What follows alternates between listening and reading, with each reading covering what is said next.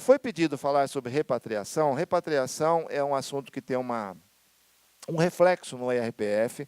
Eu vim armado, ou seja, eu trouxe todo o material. Se alguém fizer pergunta da repatriação, eu consulto aqui. A minha especialidade não é repatriação, mas é claro que é o reflexo da repatriação sobre a declaração de imposto de renda.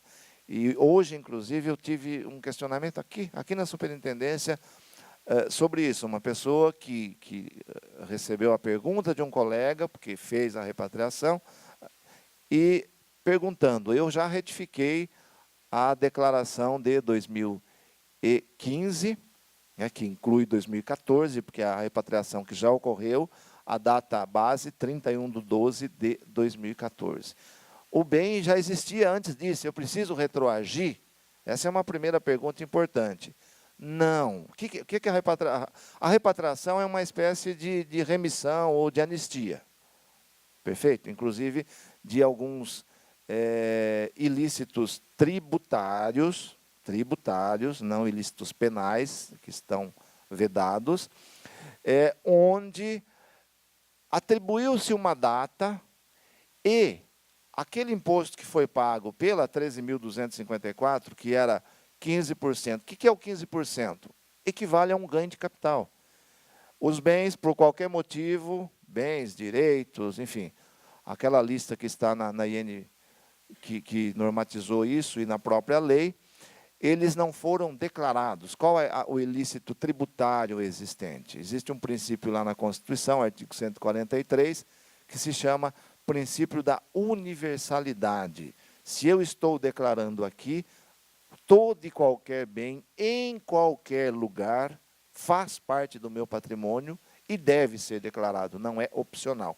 Então, esse ilícito que está se anistiando e se corrigindo. Mas de que forma?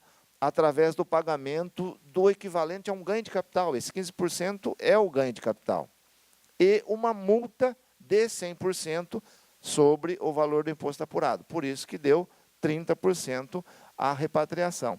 Só que no momento que eu faço isso, por ter havido essa anistia, essa oportunidade, eu resolvo daqui para frente. Eu não preciso mais mexer no que está lá atrás. Não importa que o bem foi comprado em anos anteriores, que ainda daria para retificar. Então, a primeira informação importante da repatriação, você não retifica anterior a 31/12 de 2014. Então, é declaração de 15 e declaração de 2016. A de 17 mantém o bem agora, é um bem regularizado, bem ou direito, regularizado, seguindo as regras da declaração de bens, né? E reabriu agora, com uma aprovação de uma nova lei, 13.428, com um novo prazo, está reaberto no momento, vai até 31 de julho, e é uma oportunidade para quem não fez a repatriação. Lembrando que o termo repatriação dá a ideia de que você é obrigado a trazer o ativo ou o bem para cá. Não é verdade. Você é obrigado a dizer para o fisco e pagar por isso que ele existe, que ele é seu. Mas ele pode continuar lá, rendendo lá, se for uma aplicação financeira, não tem. Regra geral, cai na regra geral. Repatriar não significa literalmente trazer de volta. Tá? Significa dizer para o fisco que o bem é seu. Você vai. Agora, a modificação da 13.428 mudou um pouquinho a alíquota, né? A multa agora é 130%. Então, significa que vai dar 15 mais 20,5. Então, dá 35 e alguma coisa o total a pagar para repatriar. E mais, permitiu-se a data limite agora, a data base, como era 31/12 de 2014, na primeira repatriação, agora é 30/6 de 2016. Inclusive, conversão de moeda, tudo com essa base. E abriu-se a possibilidade daquele que usou a repatriação anterior, corrigir, alterar, enfim. Ele pode mexer no que ele fez, corrigindo agora com base na nova norma, ou quem não utilizou, utilizar agora. Da repatriação em si, É um resumão rápido, é isso que nós temos. Está em pleno vigor, tem uma nova IN, a 1704, que, na verdade, quase que integralmente repete a 1627, que foi a original lá para a repatriação, que foi até 31/10/2016. Efeito na declaração é que aquele bem passa a constar com as duas colunas preenchidas, porque você não pode gerar um patrimônio a descoberto. O bem aparece. Apareceu do nada? Não, apareceu de uma anistia, de uma remissão que o governo deu. Você pagou o imposto, você legalizou a sua situação tributária. Preenche, portanto, as duas colunas. Se esquecer disso, vai gerar um patrimônio a descoberto na sua declaração. Tem pergunta lá no fundo? Pergunta fácil, hein? Fácil. Fácil. O Banco Central cruza essa informação com a Receita, não cruza? Eu não ouvi o comecinho. Não, o Banco Central cruza essa informação com a Receita. Tá. E aí, Não só cruza, o Banco Central ele é informado pela Receita, porque a presença de bem no exterior obriga a entrega isso. da declaração de bens no exterior, eu não lembro exatamente. Tem uma multa muito grande, Uma se não me multa engano, muito 100 alta. mil reais. Isso. Né? Como é que fica esse caso? Acima de 100 mil dólares, melhor dizendo, né? Isso aí. Acima de 100 mil dólares, anualmente tem que informar da existência desse bem no exterior. Exigência do Banco Central. Perfeito? E houve a repatriação, a Receita automaticamente já manda a informação ao Banco Central, que é óbvio, né? Regularizou, tem que regularizar por inteiro. Aí vai cobrar a multa pelo jeito, se não tiver Não, veja, nessa informação não. Porque regularizou legalmente, mas tem que continuar todo ano informando o Banco Central. Então, mas tinha que fazer isso antes de fazer a repatriação. Era obrigado, mesmo se estava escondido lá. Não. A Receita isentou. Ele não era conhecido. Ele não era conhecido. Por isso que veio a anistia, dando a oportunidade para... Mas aí a Receita anistiou. Eu não sei se o Banco Central fez isso. A pergunta é essa. Não, aí está legalizado. Legalizou. Agora, se não fizer a declaração do Banco Central, repatriou, não fez a declaração do Banco Central, pagou a multa. Tá bom. Eu tenho uma manifestação aqui de um diretor da mesa, que é o Edeno. Perguntei ao Guilherme, ele não tem nada a considerar, não é, Guilherme? Aí, Edeno, por favor, e a gente tem mais duas manifestações que eu vi ali, tá? Walter, sobre esse assunto da repatriação, eu acho que o grande complicômetro para nós que lidamos na área são o que foi feito com esse dinheiro, né? Então, num primeiro momento, repatriou lá em dezembro de 2014, né? Você fez a declaração de retificação, e aí tem a declaração do Banco Central, você colocou, e esse dinheiro, então, estava em depósitos e em aplicações.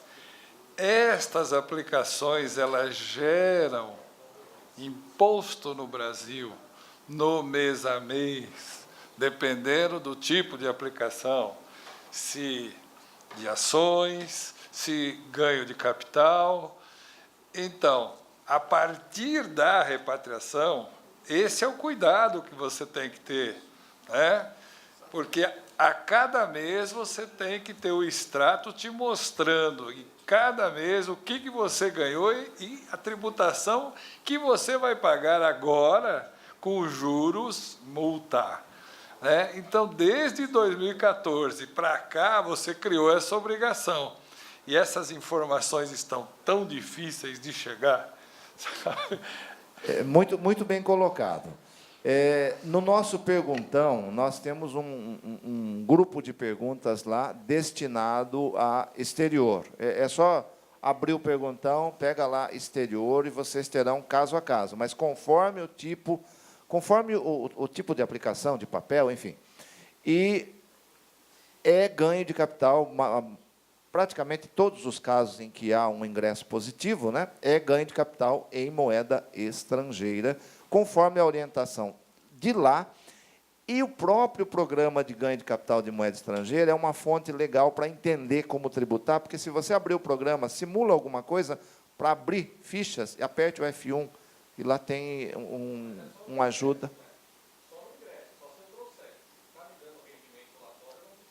Então, depende do papel. Isso.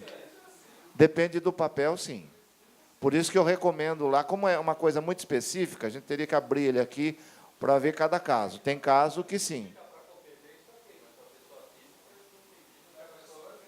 Não, tem caso... Não, a jurídica você vai ter uma offshore ou coisa parecida lá. Agora, a pessoa física, você tem que olhar no mês a mês. Esses ganhos de capital, fazer a declaração de ganho de capital em moeda estrangeira e anexar na declaração 2014 e 2015. E agora desse ano. Sim. Isso, isso. Por isso que eu recomendo esse capítulo inteiro para os casos de variação cambial, para o rendimento, para o tipo de papel. Cada tipo de papel tem uma forma de se apurar, uma regra, e é mais ou menos complexa. Agora, tem consequência. Com relação a, acho que é retificação, não me lembro, o prazo para o efeito da nova repatriação é 31/12 deste ano.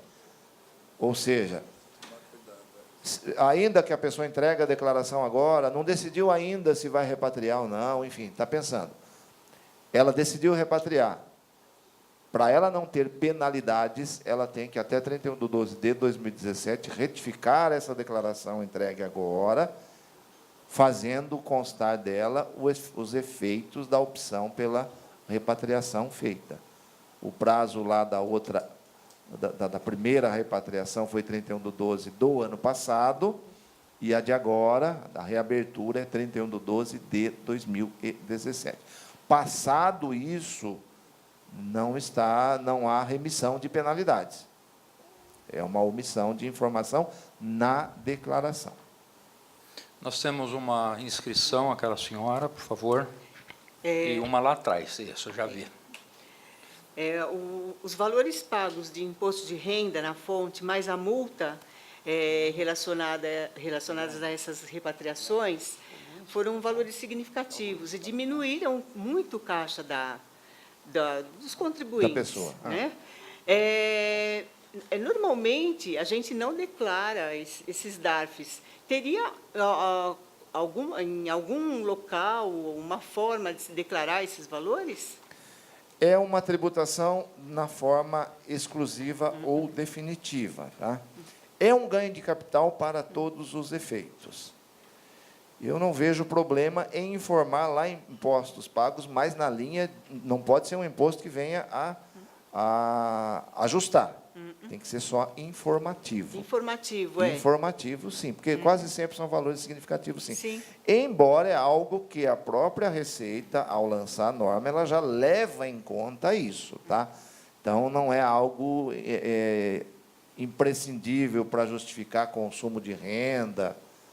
Por quê? Porque o próprio bojo da criação da remissão já leva em conta isso. Ok. Né? Nós Obrigada. temos lá atrás a senhora que já pediu várias vezes. Opa, lá no fundo. Vamos lá. Então, né? Na declaração de bens, quando retificou e disse o valor que tinha, que ficou lá congelado, hoje venceu o prazo do Banco Central. O Banco Central, a informação ela vai corrigida. Corrigida não, com o saldo que você tem na aplicação, na empresa. Na declaração de imposto de renda, o valor que colocou quando retificou permanece ou tem que colocar o mesmo que foi para o Banco Central?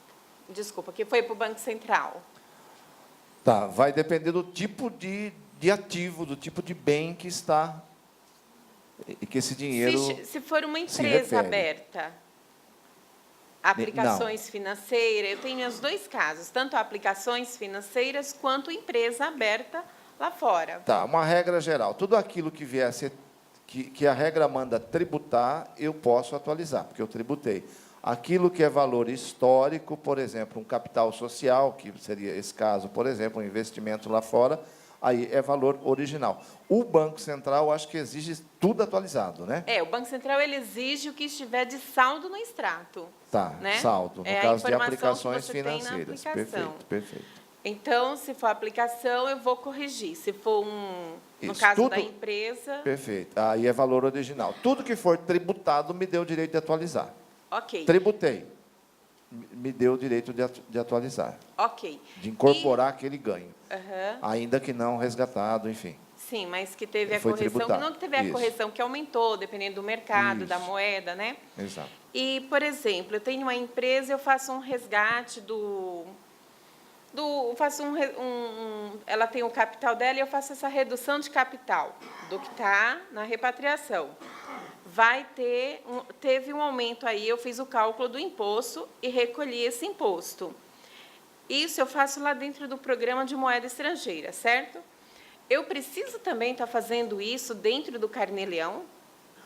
Surgiu uma dúvida. Não, eu não Não. sei se eu entendi a operação que você está fazendo, mas o cálculo pelo GCME resolve, tomando o cuidado de, se o valor for superior a 5 milhões, e o cálculo, se estiver sendo feito agora, ele não está levando em conta os degraus de tributação, só esse cuidado. É mesmo porque, Walter, ela está falando de redução de capital.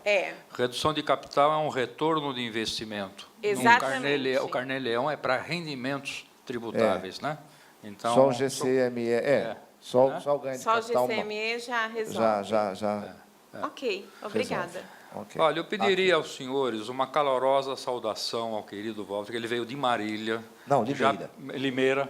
Limeira, já pela 4ª ou 5ª ou 10ª vez. Não Então, sei. estamos chegando ao final, tem 2 manifestações, mas vamos dar um agradecimento caloroso, né, por toda essa bondade dele com a gente, né, e fazer um apelo que ele não se aposente, por favor, para que ele possa estar com a gente aqui todos os anos futuros ainda. Quem sabe? Vamos ver o que vai acontecer, né? E eu teria uma última pergunta. As incertezas são grandes por aí, vamos ver. Posso fazer? Pode. Já é com relação à declaração de uma pessoa física. A pessoa física, até 31 de dezembro, ela estava em vida, tinha um ganho, tinha uma renda muito boa de aposentadoria e faleceu em janeiro. Na declaração de imposto de renda dela, ela não consta bens para fazer o inventário.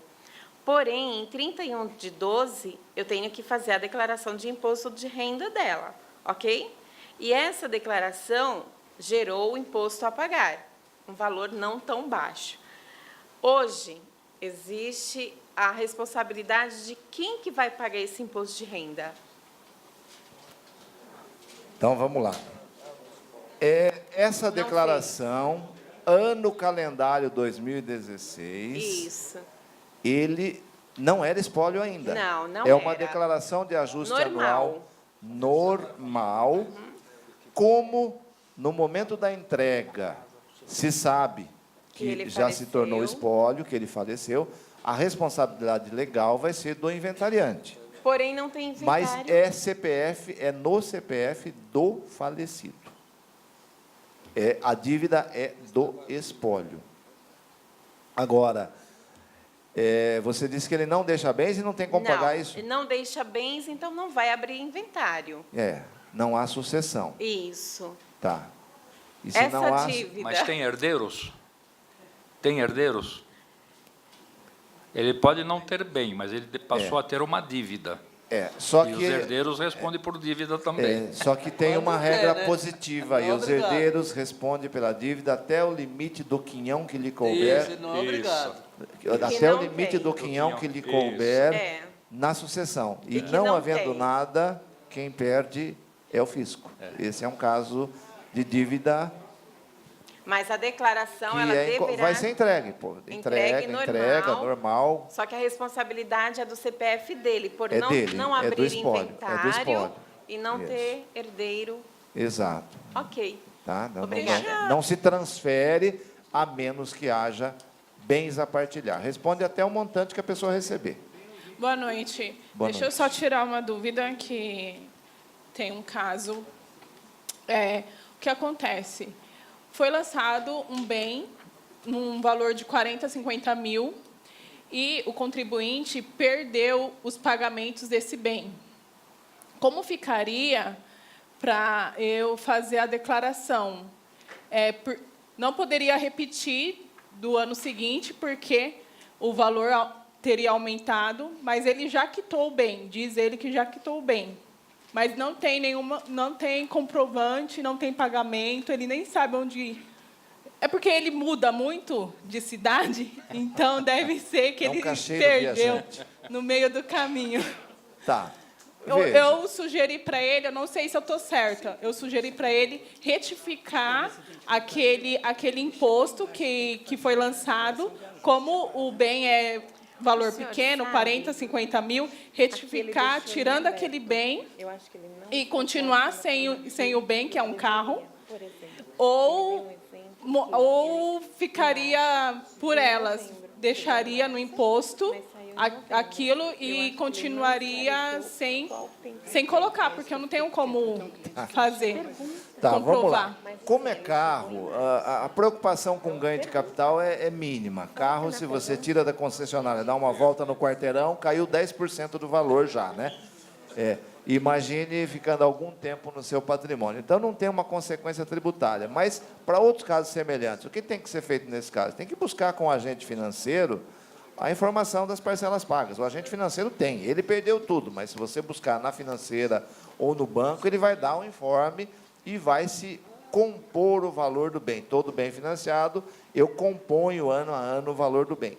Esse caso não tem grandes consequências, por ser carro. Mas, se fosse um bem imóvel, não dá para dispensar, para desprezar os valores de parcelas pagas, né? Você tem. Levanta o braço. Não, mantenha o bem, mantenha o bem. O ideal é, inclusive, obter o valor exato do que ele pagou junto ao banco ou financeira.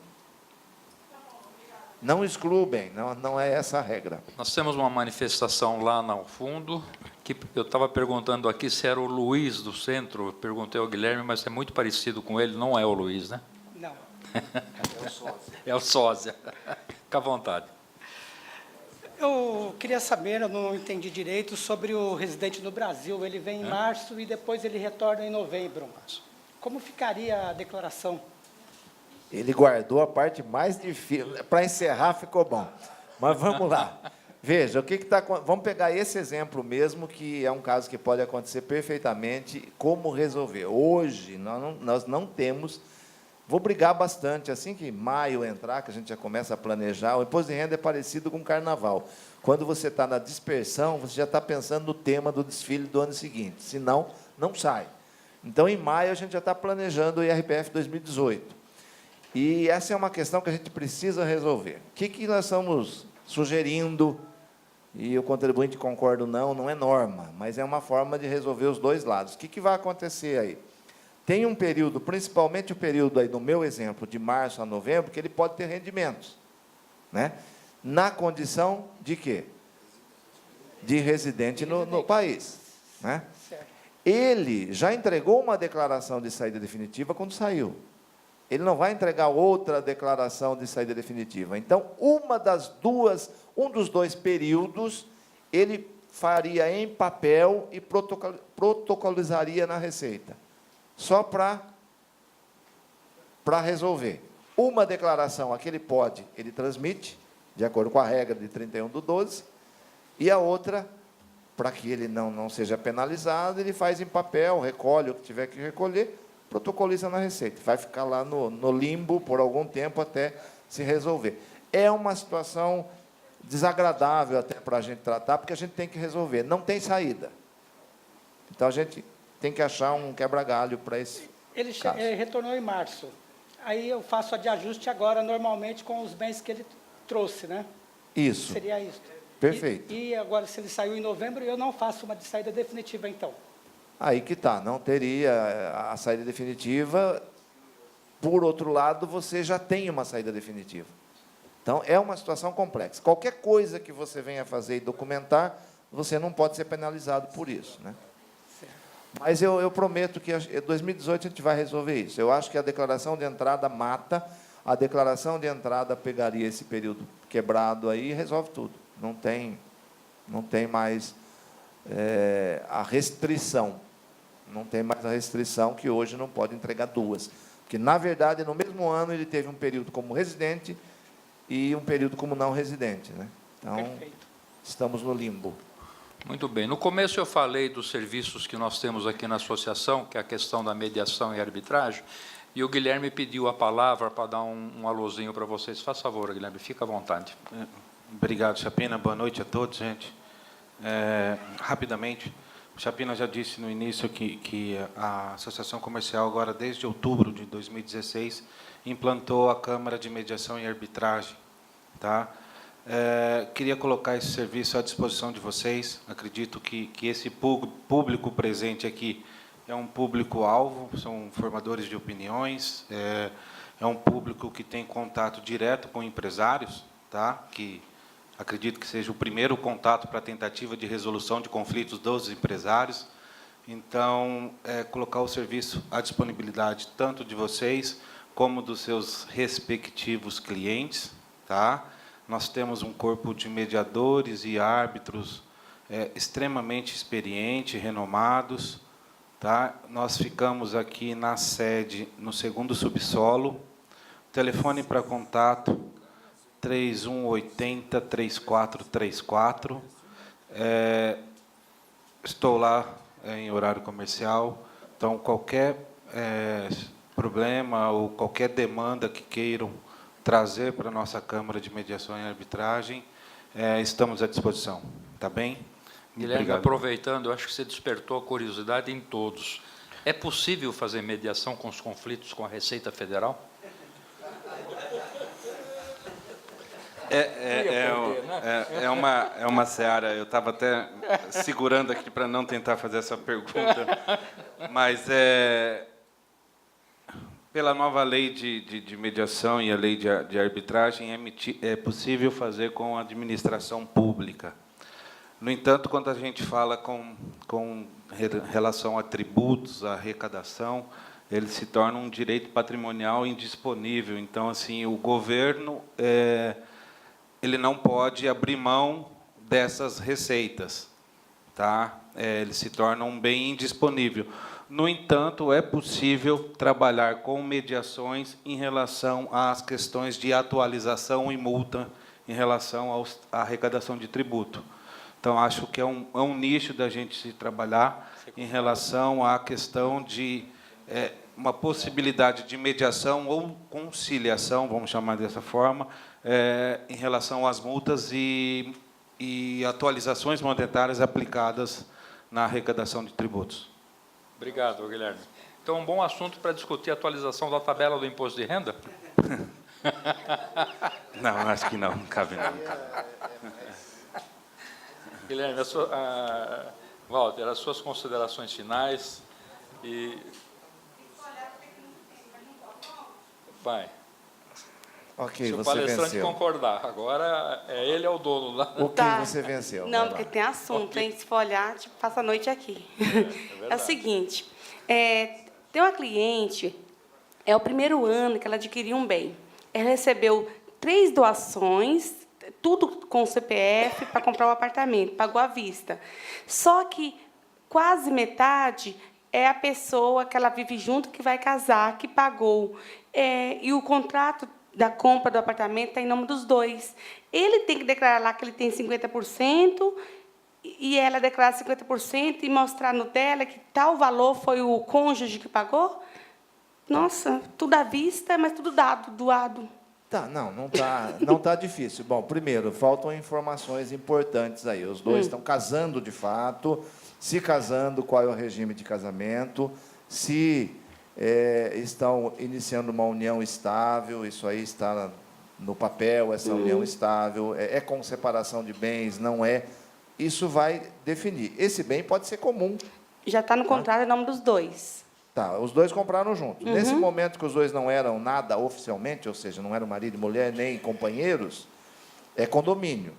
Ou seja, a parte de cada um é efetivamente a parte com que cada um contribuiu. 50% seria 50, ele declarar no dele e ela no Isso, dela? porque cada um efetivamente entrou com 50%, porque poderia ser 40 por 60, 70 a 30, ao contrário do bem comum, que é obrigatoriamente 50-50, Neste caso, como eles ainda não eram casados e nem tinham união estável, é o efetivo montante com que cada um entrou para comprar o imóvel. O que precisa definir?